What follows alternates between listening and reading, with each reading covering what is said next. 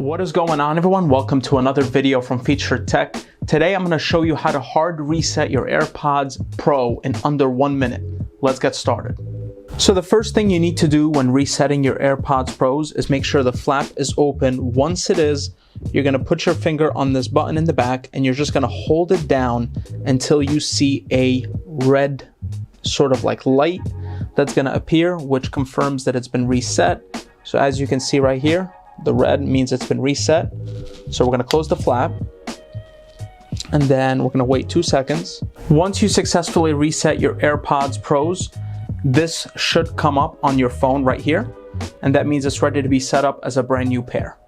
So there you go. I hope this video was helpful. If you have any questions, leave them down below. And if it was helpful, make sure to like and subscribe because it does help this channel. Hope you have a great day. Take care.